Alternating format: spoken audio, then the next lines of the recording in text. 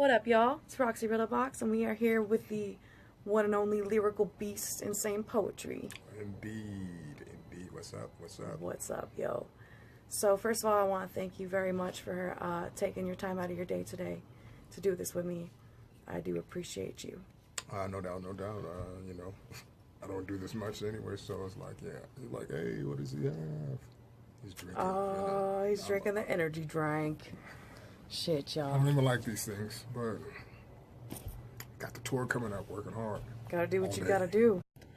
So, can you tell us a little bit about about where you got started, kind of some of your inspirations and influences? You know, a little bit of LA, a little bit of Chicago. Well, I'm okay. As far as music and everything, I'm actually from the West Coast. That's from LA. I was just in Chicago for about a year.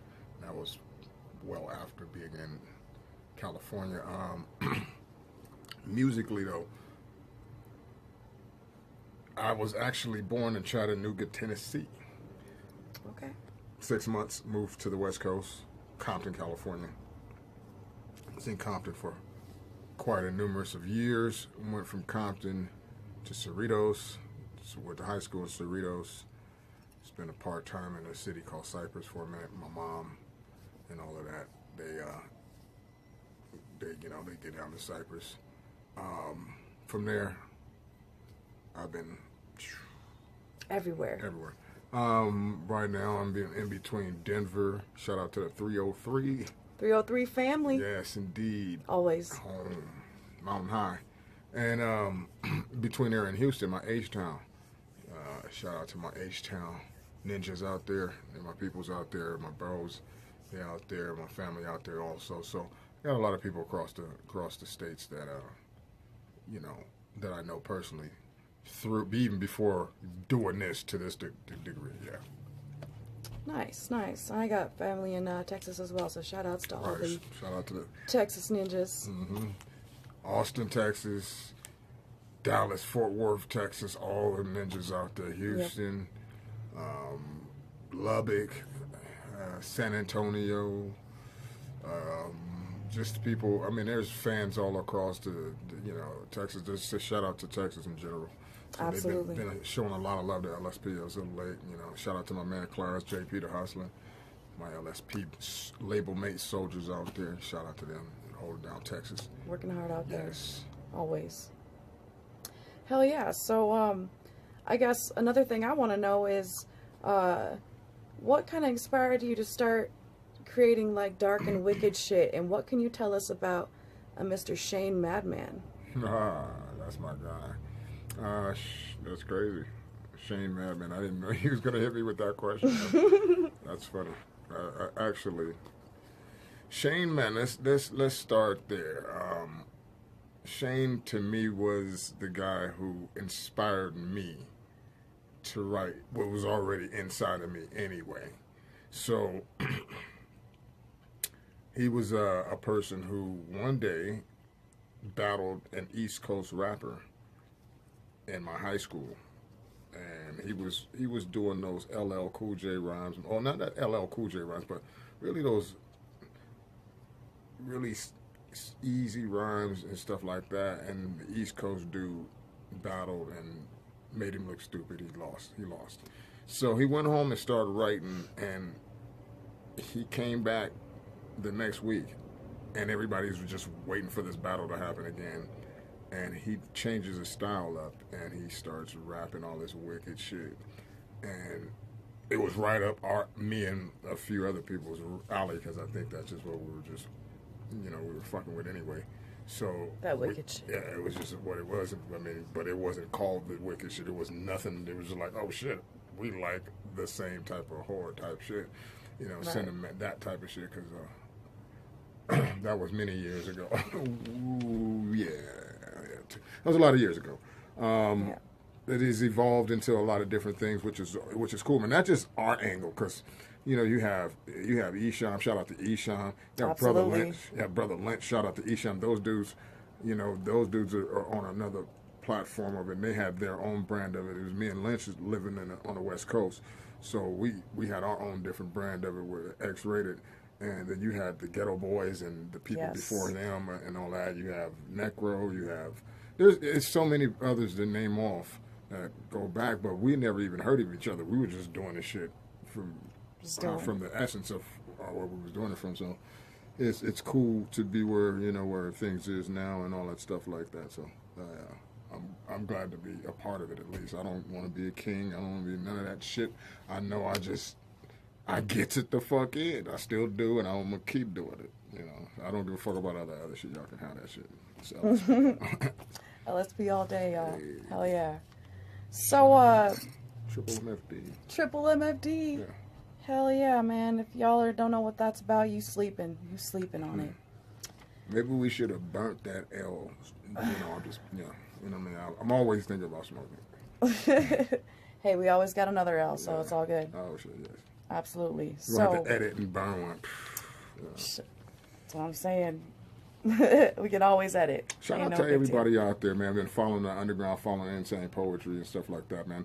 Many chapters I could talk about, in my life or whatnot. I could talk about a whole bunch of shit, but, as you see, we're working, we're busy, we're getting ready for this tour. Shout out to my brother, actually, Scum, and the Gore Father, and my brother Lynch. He's gonna be on the road with us. My bro. Shout outs to Lynch. Yes, indeed. My bro Scott Murph gonna be on the tour with us. AXC, my brother's AXC, A and B, it's Triple MFD. The Axis family. Make sure you guys come fuck with us. Come fuck with us. We're gonna come out and rock out, man. You're gonna get your money's worth. If you guys like some really grimy, aggressive hip hop, dark, how we bring it. Axe Murder Boys. We all got our own flavor, man. It's gonna be hella crazy in there. So come fuck with us, and we going nationwide with it too. So shout out to my boys. Anyway. Hell yeah! Make sure you make it out, everybody. Don't miss out on that shit. We gotta find out what the Denver date is, though. It's March 23rd. March 23rd. Be there. Oh shit! The day before my brother's birthday. Yeah. That's where at the Roxy. Yes. Absolutely. Yes. So I know this was a while back, but I know you were a DJ for K-Day back in the day. Was that? KDAY. Yeah. Was that before or after your 88 debut single, 12 Strokes Till Midnight? Good question. No, DJing was first. Okay. DJing was first. Because I was in high school. I tried out. I was trying to remember, so... I remember this guy. I never forget this guy. His name was Tony Emerson. He was just his brother. I told him I was going to try out to be a mix master for a radio station called K-Day, which he just asked me about. And so I knew I had turntable skills. I was a turntablist before I was a rapper. That's dope. So I had that skill set, and but I was not so outwardly like, oh yeah, I'm gonna go out here and go amongst wolves and go show them I can get on the turntables when I was barely even leaving my city. So it was like, I was kind of I was still in high school, so I was like not really prepared. So my boy said, man, if you don't go try out to even be a mix master, you're not gonna be a mix master. You already know the equation, right? So I was like, damn, that's that stuck with me, and it stuck with me in everything I do now. It's like, or since, but I didn't know that was a driving force. Is that I know it ain't gonna. The failure, it may happen. So what? But you can never achieve that if you don't even try. So that was the scenario. I went and tried, and bam, I became a mix master. It was crazy, I had a skill set, and it worked. And shout out to all those guys, man. Back in the 1580 K-Day, Greg Mack is still on. I see him on the gram. I see him on the book. I'm like, oh, okay, everybody working. That's the whole thing. Is like, just as long as you're working, or your life is good and your life is positive. I don't care if you're climbing mountains and being in one with the earth, is whatever it is. Make sure you say you're healthy and doing that. Right, do whatever you got to do. We out here grinding. Right on. Mm-hmm. That's dope. So, can you tell these folks a little bit about, remember that mic battle that came out a while back on Deadly Grounds? And was there 2 songs on that? And where can one find a copy of that? Okay, first of all, there's a huge story behind that, which is not really huge if you're on the other side of the fence. I'm gonna give you all a little brief synopsis of that. The 2 mic thing, one of my guys that helped produce an album that I never put out, called Ain't Got No Brain Cells. It's the ones that actually have surfaced are an altered version of the original version. There's a few people that do have the original version in its entirety, from start to finish without it being altered. I am not one of those people. I got that lost in a computer crash and all of that. Damn technology. It's people out there that got it, and I know where I can get it, so I'm not too stressing them. That's cool. But the producer behind that, his name is M Boogie. Shout out to M Boogie. His name is Matt Terrio. Matt does real estate now. Matt said, "Fuck music, nigga. I'm going to go here." That's where the real money's at, y'all. Shout out to my real estate. Go get the bread, So we're gonna have to talk when we get it up. We gotta run it up a little bit. So my man Matt, he had this track, and we was working, and he was like, "Man, I got this idea. I want to do this instrumental. You do a song over this instrumental, and I'm gonna have another MC do his song over the instrumental." And I'm like, "Oh, it's cool, word." Okay. I didn't trip on how he was gonna promote that shit, which pissed some people off the bat, because he set the promo up, and I didn't even see the shit because I was kind of in a funk. I had a kid. I was having all kind of different things was going on. It was like not really a funk, but I just wasn't really focused in like that. So he was just trying to get me in the studio to get me back going, and the cover ended up being a mic with boxing gloves, and it's like fighting another mic with boxing gloves, and the other person just happened to be Rocker Irish Science from Dilated Peoples. Yeah. And I'm like, for real? Like, dude, and the crazy thing is, that's my guy. I respect this guy, like, for real. I remember one year I dropped How You Gonna Reason with a Cycle, 12-inch single. I was in he was working at one of these stores. I think it was Third Rail Graffiti Art Store or something like that. I'm not 100% sure. Don't quote me on it. Could be a little bit off on that. But I remember seeing him, and he was telling me about the record and stuff like that, and he knew the record. And that was then. And then I remember, then I started watching them blow up, him and Evidence and everything like that. They were doing well on the West Coast, and he started doing really good. But I was a fan of their music, actually, so I ended up doing a song with this record, and people thought me and Rocker had some kind of beef going on. It was not even like that. I didn't even know he was on the record until the record was out, because I didn't check dude about, I didn't ask, hey man, who was on the record, because I was too far caught up in what I was doing, so it was really my fault, really, but at the same time, that record, I guess it caused people to talk, but then my follow-up single called Shroom Vision, and I mentioned Dilated Peoples in Shroom Vision, and I mentioned them I say this line, and then I say a line right after that, and I mention their name, and I think people were correlating that line with the next line, and it made them think that I was shooting shots at them, and then they were thinking people were mad because of the prior single, and I'm like, nah, it's not even like That's that, not how bro. it is. I mean, I got love for these dudes like that, like for real, and I'm like, I'm just, each line is just, building blocks. I'm moving on, and when you really have it break it down, you'll see that. But at the moment in time, people wasn't feeling it like that. So, and yeah, that's and I got some calls about it. Evidence called me. He wasn't happy. Rocker called me. I explained it to him. And at that time, I was kind of rolling with some really different type of dudes. I wasn't really rolling with no rap dudes. I was rolling with some street dudes, and they was like, don't. you don't entertain it, you know, like that because it wasn't that serious. Because I looked at it like it wasn't that serious. I'm like, bro, we don't, it ain't that serious. Just a track, It's yeah. Well, no, but other people try to, you know, that's the one thing I learned is others will try to create energy that ain't there because that's just how negative energy works. So they was kind of riled dude up on whatever extra, and he had some extra things to say to me, and you know, and it was like, I'm like, hey, bro, you know, it ain't that, because if it was that level of it, my guys don't even operate on rap shit. We come down there on that other shit, Right. so it's not even like that. So, but we weren't even trying to even go that route.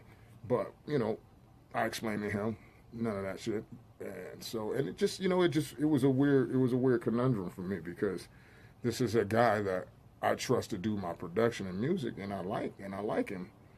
But he had an angle because I was coming at it from a pure angle. He was coming at it from a marketing strategy on how to build, and he was just starting his label. So I wasn't understanding that business. I didn't really think about stuff like that until I hooked up with Scum, obviously, years later. So real quick, I just wanted to touch on a couple of fun facts with you, Psycho, about Vanilla Ice and you working with him for a little while. Right. So you've rocked the Gathering stage with him. Mm-hmm. You have possibly maybe written 10 songs off that album Mind Blowing in '94. Yep. And also fucking worked with him for, what, a little over a decade, something like that? Yeah, part of my life, yeah, I did. Yeah. And that's dope. I feel like a lot of people don't know about that. So, I mean, any highlights throughout that time? You know, is he a cool dude? Yeah, What's up? I mean, V Ice was going through something. He's a human being. He was going through things at a time where, you know, where rappers that were white wasn't getting accepted, but from black rappers at the time, and because it took a skill set and a certain thing, and they didn't feel like he was living up to that at the beginning. I was one of them at one time too. You know, I'm from the West Coast. We was getting judged from East Coast rappers, so we had to step our bars up. That's what we felt like, you know, and so we, you know. I ended up doing music with Rodney O for quite a while, and I realized that wasn't really what was making the people pop off. It was writing good songs, and you know, we had the opportunity to work with Vanilla Ice because he was fond of Rodney O to another level, and I happened to be in that camp, you know, and so, and I did a lot of writing in that camp, and so I naturally went with them. We saw how it happened. Really, we were in 7-Eleven one day, you know. We're living in the valley. It's a lot of actors and shit was living out in the West Coast. They were living up in the valley, and Encino was where we were at. You know, me, Rodney, and Joe Cooley, and so me and Rodney, we had like a routine. We go up to 7-Eleven, get a hot dog, go check out the magazines of all the other artists and shit like Teen Beats and shit like that was back in the day. And one day we picked up one, and it had Vanilla Ice saying his favorite artist was Rodney and Joe Cooley. We were like, oh shit. Wow. Like, what? Did you see this shit right here? What? And so naturally the next progression was to seeing if we could, you know, get something together that'd be kind of dope. And Rodney actually had his people reach out to the ISIS people, which was Tommy Kwan at the time. I think they still were working together, I think. And I know his son is working with him. But this is just done right here, but he reached out to Tommy, and Tommy made it happen. And next thing I know, we're flying from you know, the West Coast, from Encino, California, to Miami to go work on Vanilla Ice's next record. You know? So yeah, we met him. He lived on a place called Star Island out there in Florida, in Miami. And Star Island, you really only had two ways to get in there. One by boat, and the other was by, you needed to have some access granted to get on. You just wasn't getting on there. Right. So I had to know you're coming. But so he had a big mansion out there, and this big yacht. It was 53-foot yacht. It's crazy. It's crazy. It was some other shit. It was like going and stepping into another world.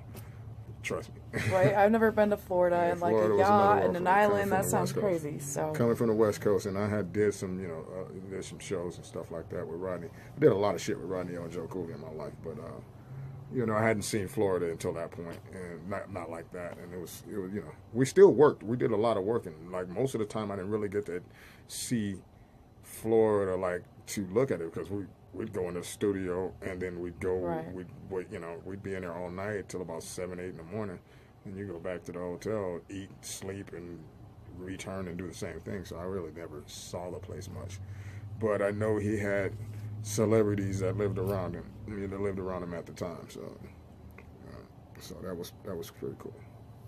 Quite the experience. Hell yeah. Quite the experience.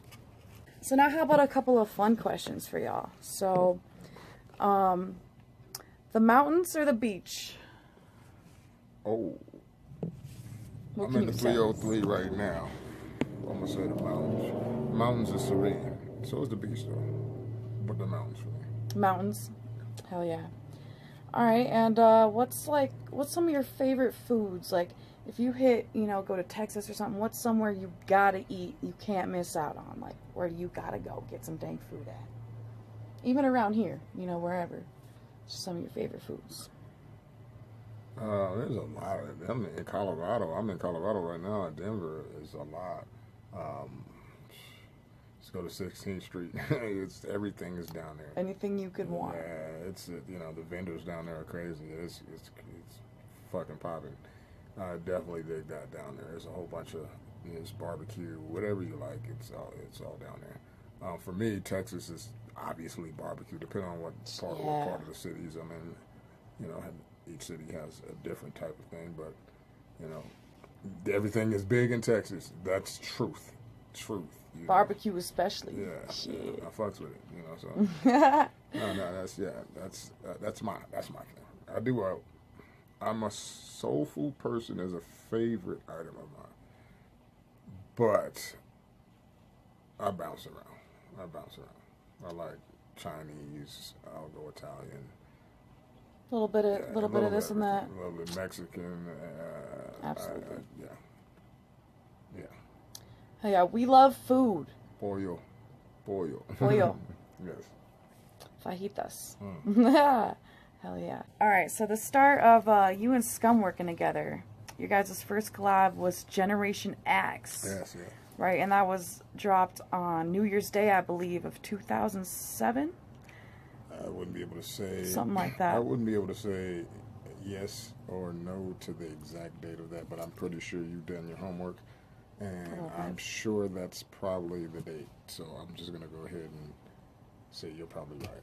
Cool. So since 07 about y'all been working together. Yeah. That's a good grip, and obviously your musical chemistry was off the chain, off the charts and all that shit, and people loved it. There was a great response to Triple MFD, and soon after that, you flew out to Denver to do your first show in Colorado, and I wanted to know how was that response and turnout to how was the response and turnout for that first show in Colorado? Well, With Scum. Okay, well, when he brought me out to the Unbound Underground, I think that's what it was called. This is true facts. There's like 600 people in the building. It was at this place called the Atzlan Theater, downtown Denver. The Atzlan Theater. Atzlan, yes. Okay. Damn, that's dope. We got there about 12 noon. Now, the merch booth and all that shit was set up not to where you could see the show. So it was set up way when the people came in, they could see the merch. Then they went into the show and stuff like that. Sort of like the marquee here in Denver. Yeah. There's a big wall. Yeah. And like the stage is way back, behind that wall. Exactly the same concept. Well, that was what we were dealing with. First of all, we hadn't even no idea what we were dealing with because we'd never seen any of this before. And so we bring our little stuff, and Scum was like, "I got a little spot for you on my table." So he puts us along with his table and stuff like that. So that was cool. So he had people who was hired to work the merch at that particular time. So what I did basically was I sat there from noon, and I stayed there and I shook everybody's hand that performed, that came off stage. I didn't care if they was whack or not, or good or whatever the case may be. I just was there. I was happy to be there, and I wanted to let everybody know that, whether you knew who I was or didn't. So I did that, and I think that's why Scum fucked with me, because he really, well, obviously he liked me for other, other reasons. Right. And that's why he flew me out there, or flew me and JP out there, so he flew us out. But he liked my album Faith and Chaos a lot, enough to do that. But I wasn't the asshole artist, and he saw that I was just giving, like, showing love. Yeah, I was showing love. Yeah. And so I did that for like 12 hours, and we finally went on. And here's the crazy thing is, Frankie Grudge, shout out to Frankie, his mom had passed away. Like, he had found out earlier that day, and so he was there. It was super emotional, so he had and I was going on right after him. It's like all these people are watching him, and when he gets off stage, right, they were like, disappear. All right, Psycho, it's your turn. Oh, damn. I was like, damn. So I probably performed it for about 30 people. It was an experience. I stayed there the whole day. It just happened to be unfortunate timing, I suppose, because the response to y'all was, was killer. So, but here's the thing. Scum usually hires people, and he hires them for a reason, what this or that, and he doesn't bring them. He doesn't hire them back if he has a bad thing about him, or maybe they just didn't, because Scum is a businessman, right? So it didn't have the draw for him. For something about me, it made me. He's like, I got to bring him back. So the next time I came back out, he had did a little bit more promotion through Denver with the Faith and Chaos album, and when I got back out there, it was like 200-300 people was watching at the time. Then it was much better. It was much better energy. I came out with two other of my homeboys, and that was with us at the time too. So, my boy Jay Sparks, Lowdown, they was fucking with us West Coast dudes. So they was out here in Denver. They got the taste. They gotta get a little fingertip of what I am now currently and the marinated in the stew of this underground scene. They got to get a little taste of it, and it takes a lot to actually get this far in it, and that's why it's much love to anybody who's still doing this shit for real, because you have to work at this shit. This is not given to you. The young artists, I can't even give you more game than just you got to keep doing the shit, because if you don't, you can already believe that it's over. It ain't easy. Nothing worth having is easy to get. You can't be lazy at this shit. Oh yeah, hell yeah. So I guess my next question is, what are some of the biggest obstacles and challenges you've had to overcome throughout your career? Right now, age. Right now, age. Let me tell you why. Because people think because of your age you're supposed to be slacking. Well, nobody's doing it or whatever. But I'm just like, I look at it like, if you've been doing it, what is your end game? What was you originally doing it for? Right. What was your purpose of doing it for? What was that spark? Yeah, for me, I slid out the fallopian to the uterus of music, not just my mother, of music, my nigga. That's what I'm trying to say. Is like, truthfully, that's why I've been doing it and still do it to this day, is because that's what I was supposed to be doing. It's in your blood. Yeah, already, no question. No question. My father told me when I was young, I was just like breaking down the cribs. He's like, man, I'm buying these cribs for this motherfucker, and he keeps jumping down and just killing us shit. And he's like, can't hold me back, Now look at him, he's on stage jumping around, and it was what he was supposed to be doing. So it's crazy. It's crazy. But life has it's cool. I mean, shout out to the positive energy. Shout out to to the energy that's, once you find it. Like, I was like, keep it real, I was a super alcoholic. I was really doing it really bad, So a lot of those years I spent in Colorado, I moved out here December 2010. Okay. And I've been out here for that long, and I've been sober from alcohol for about 19 months. Damn, well, props to you, because that ain't easy, Oh, no, fuck no. So. It was a wrap for me when I was done with it. Shout out to the people who helped make that happen. Ray Della Vega, shout out to you, bro. Nothing but love, bro. That's real shit. Overcoming that's some some other real shit. shit. Yeah, that's one of those overcoming some real shit. Shout out to Ray Dillon, real shit. Hell yeah, hell yeah. But anyway, no more alcohol. I ain't fuck with it. You know, I don't need it in my life. I'm around it all the time. People are like, how do you be around it? I'm like, man, I'm gonna fuck with it. I'm over it. It's like, listen, man, I like making music. I like the fact that these people like my shit. I'm able to coherently feel that they like my shit. I can remember that they like my shit. I can remember people. They have fun fucking with It's all more clear now. It's way Hell more yeah. clear. So Hell it's yeah. like, yeah, it's a good feel. Really a good feeling. It's like, that's what I'm doing it for. I didn't start off being an alcoholic saying, hey, I can rap and I just happen to have talent. Nigga, no. I was rapping. I was putting words together for quite a long time. So, yeah. Got you. Shout out. Shout outs to that, man. Overcoming some real shit, y'all. For real. So last year at the gathering, I caught your set, and we were wondering if you're going to be performing at the Supa gathering this year.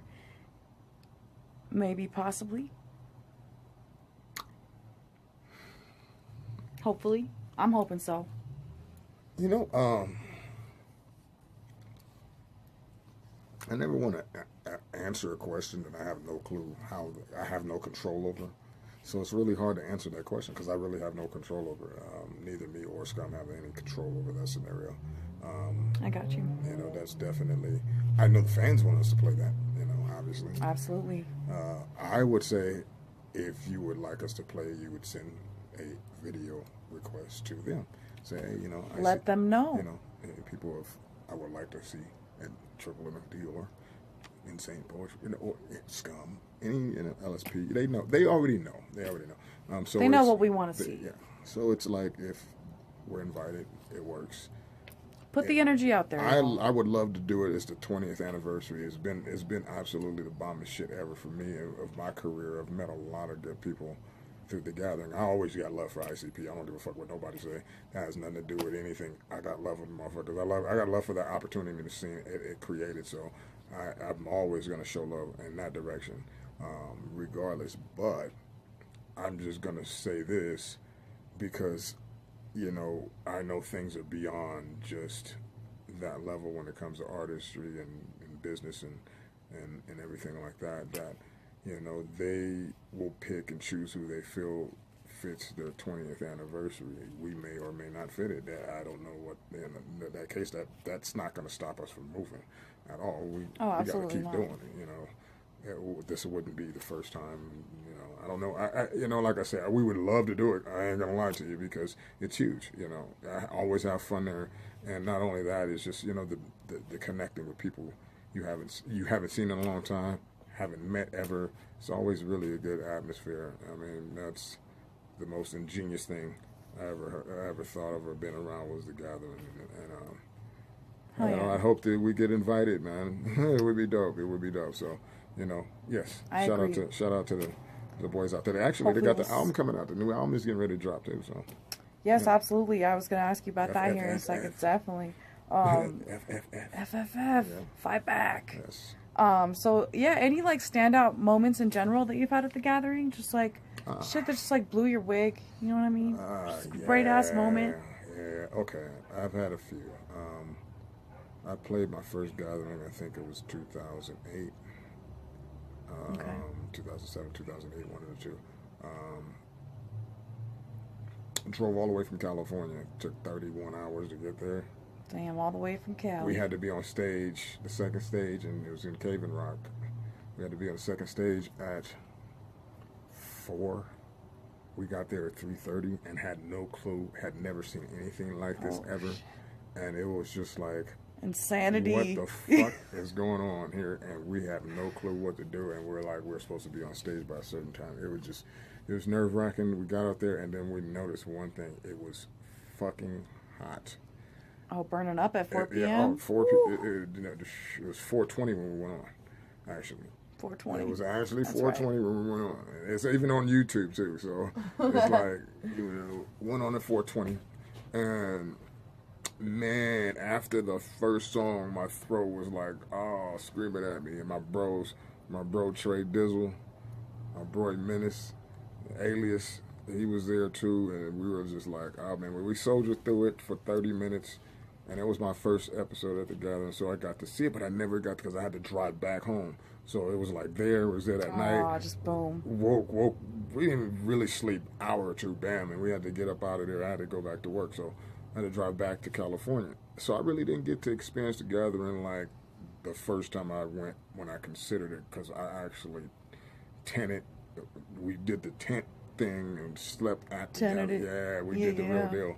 So me and my ex and her friends and Liquid Assassin, we picked up Liquid Assassin, and we drove from Denver to Cave and Rock, Illinois. It was crazy, and Liquid had got some fireworks on the way. That sounds like yeah, fun. he got mortars. So we got there, and he was like, "Psycho, I need you to light these motherfuckers off. You know, when I come out, my nigga." You know, I'm like, "Okay, I got you." Ready, you know? ready. So yeah, so I lit one, boom, and that shit went up. Right, it was like bam, and he comes out, and then I lit another one, and the shit went low, and. Dog, shit exploded low. Everybody was looking all fucked up and shit. And so Liquid got cussed out. I got cussed out. But that was funny. That was funny to me. Twisted. Yeah, that was worth it. That was when I met Tech Nine. First night I met Tech Nine. That's dope. Hell yeah. I had heard about him for quite a while, and he actually was coming to see Class. I happened to be in Class's spot. I always tell people, yeah, he came to see Class. But what happened was I was on stage, and Chris Calico and I think they another one of they dudes, some Zilla, I forgot his name, came out on a golf cart, and they heard me rocking "This Is It, Y'all."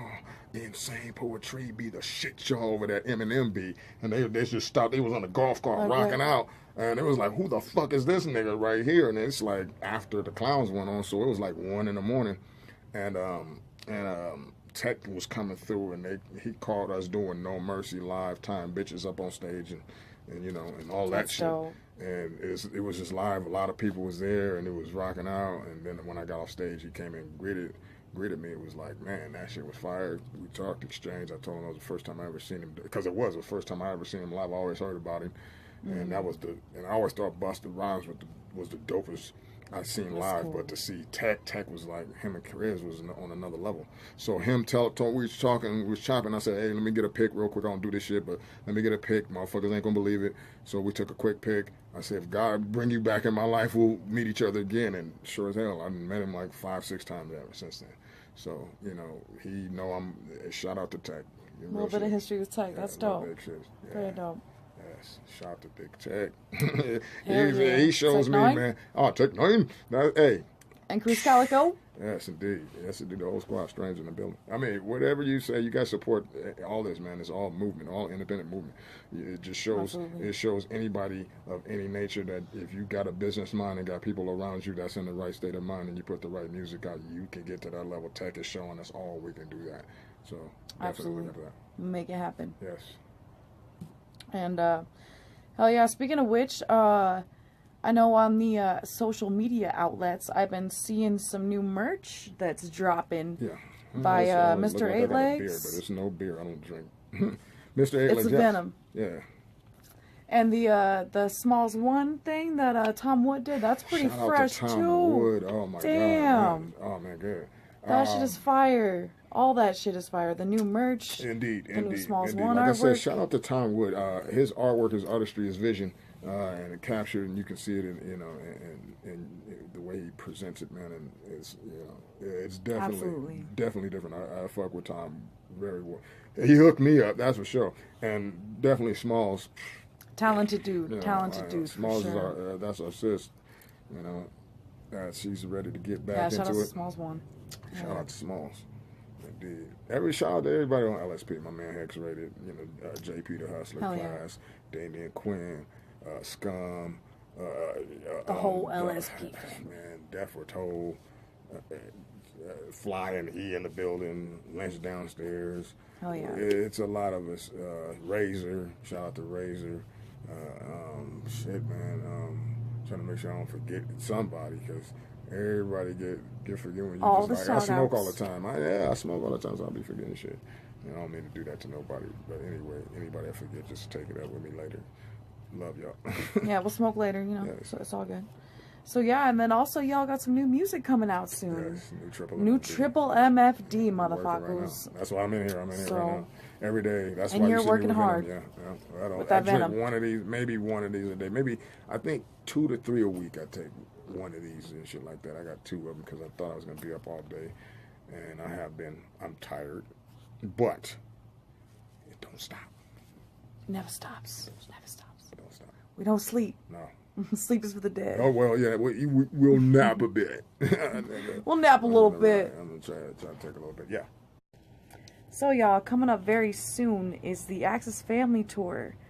And it's going to be AXE and AMB and Triple MFD going on tour, the acronym tour and shit. It's going to be going down, y'all. MMMFD, make my motherfucking day. Cut your limbs off clean, make my motherfucking day. Triple MFD, make my motherfucking day. Hell yeah. Y'all better not miss out. Get out to your town, your local show. Don't miss out on that shit. Because if you do... Yeah, we can. You're getting your money's worth Yeah. for real again. Like I said, AMB, AXE, Triple MFD. Yeah, it's gonna be cracking. Come out and show the love, y'all, wherever you're at, wherever you may be. And also, I wanted to give a big thank you from CarnivalSpirits for that track Okay. that's going to be going on the mixtape. I mean, it was originally supposed to be a verse, and it turned into a track, and that's what's up. Just a big thank you from CarnivalSpirits for that, for sure. Shout out to CarnivalSpirits. Shout out to my dude Doug and everything. I had got something together, and at right timing is everything, and so it was a song I really wish I could. I wish I had put out myself because it's dope. I've heard it's fire, It's so dope. so I'm excited to peep I'm that. glad they got it, and I'm glad it's in some good hands and stuff like that. So yeah, shout out much to love for that. CarnivalSpirits. Much love. And then another little project that happened kind of recently. Any plans for like a possible tour with the Nomads, the project that you did with Chucky? I would, yeah. DRP? Yeah, I would. That would have to be orchestrated in some scenarios that work out for everybody. But we've all discussed it. We would love to do it. I just saw Chucky do something in San Diego with Shaggy 2 Dope and Ouija Mac tour. So I just saw him and Hex out there rocking out. So shout out to them boys out there. Nice. DRP, he's going to be in Vegas here soon, rocking out doing some metal stuff. So we're all doing our solo things, but when we can get it together and make it work out, we'll make it work. That'd be super fresh. Yes, indeed. Shout out to them boys out there. Hell yeah, making moves, y'all. Yeah, no shit. So, speaking of making moves, as a business person, to a business person, is there any, good piece of advice that you have out there for anyone that wants to start their own business or that is running their own business? Learn marketing. Learn marketing. Learn marketing, branding and marketing. That's all you got to be concerned with, because having capital. That has to be part of it too. But right, you can have capital and not know what to do with it, and it goes nowhere. So and then it goes poof. Yeah. So learn marketing, learn branding, and get those kind of people around in your circle. Because until you do that, you're only, like I said, it depends on everybody's end game ain't the same. One artist his end game might be to be signed with another label, and another person's end game is I don't want to do that. I want to do the shit myself. But that part of the game is a different route. You have to your whole vision has to change, and you have to think differently about things when you're doing it by yourself. Because truthfully, nothing is being done at a big rate, at any rate, by yourself. There's no, you just can be the artist, and there's a team. It's just a team, and the team is solid. That's why certain artists that you saw 10 years ago that had certain things that may have still that exist now, they had to let go of some things, and certain things weren't going to elevate them. Right. And that's basically a mind state. It's like you get around people that have a mind state of elevation, and you get around people who have the mind state of comfortability. You're going to sooner or later come to a impasse. You're going to have to change lanes with that. Right. Are you gonna stop or are you gonna keep moving? Yeah, that's right. pretty much what it is. Oh yeah, pick some driven team members. Yeah. You know. Yeah, that takes that. Get that marketing together, y'all. Because there'd be times I'll be tired as fuck. I ain't gonna lie to you. You know what I'm saying?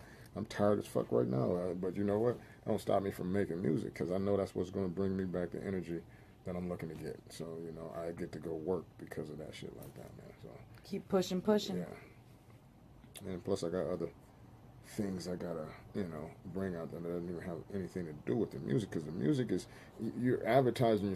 I mean, any artist out there, if you're looking or you watch this or whatever, just think about yourself as you are the brand. No matter where you go, if you're gonna be on somebody else's shit, just look at your bargaining chip as you. You know, you have to distinguish what you are. What are you? You are your brand. You are your brand. Yeah. You don't really look at that like that. Then you want to be.